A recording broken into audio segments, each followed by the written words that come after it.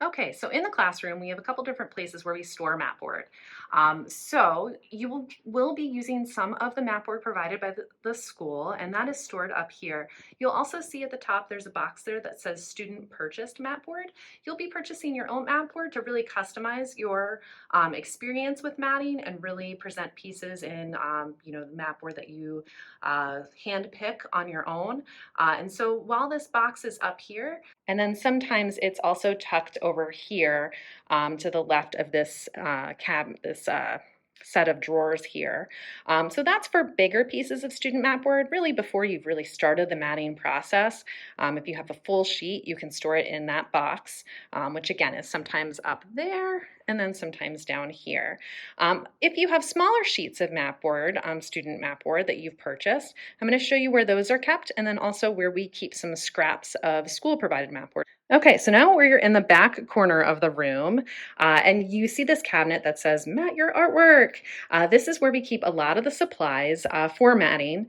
And so in here, we have a nice selection of scraps that just kind of remain for students to choose from. So if you're matting something like a sketch or a smaller piece, you can look for a colored mat board in this drawer, and there's some different options kind of in there that you can pull from. And so that's just stuff that we have available for you. It's really kind of something you need to go through. There's not really specific certain colors that we keep in there. We also have white mat board scraps here as well that you can choose from, and those tend to be for smaller pieces. Now the bottom drawer here is where students can also store mat board that they've provided that you've gone out and purchased for yourself.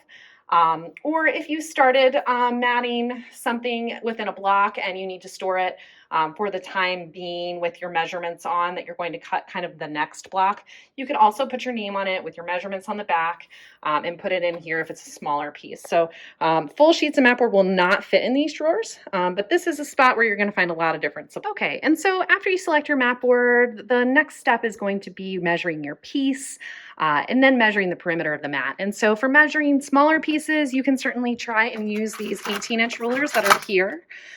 For bigger pieces, you might need something more like a yardstick. So I'm just going to pan over here to this little column that we have in the art room that has T-squares on it as well, which sometimes are helpful in the matting process. And then we have longer yardsticks here too for measuring. All right, and then once you get to the stage of cutting the perimeter, our new paper cutters work really well for this. So this paper cutter is very long and it can fit kind of the short edge of a full sheet of mat board in it. It does have kind of some quirks, like there's a little safety switch here that you have to pull up in order for it to open. You have to open it all the way in order for the mat board to be able to slide underneath it. And then once you pull the handle down, it does lock it in place to be able to cut it. And certainly when you're not using it, you always want to make sure that you pull it all the way down so that safety lock is in place again. So this is really for full sheets of mat board. It works really great for bigger pieces.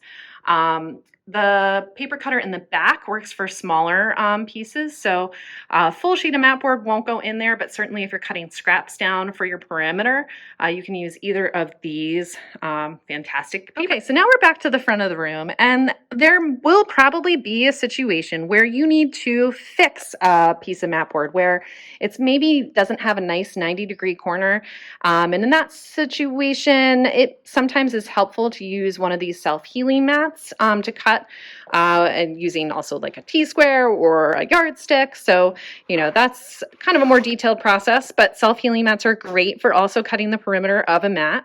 And so they are kept in this front drawer here. And when you're using a self-healing mat, the tool that you're going to use to cut over those are the utility knife or the X-Acto knife. So they are kept here behind the teacher desk. They are on the third shelf from the bottom, and they should always be returned with the blade facing down to keep it safe. Okay, so when you're ready to cut the window in the mat, you're going to come back here to this cabinet again. And so the Altos mat cutters are in here in the top drawer. And while this set of videos is going to feature the Logan, I do want to remind you that's where the Altos are.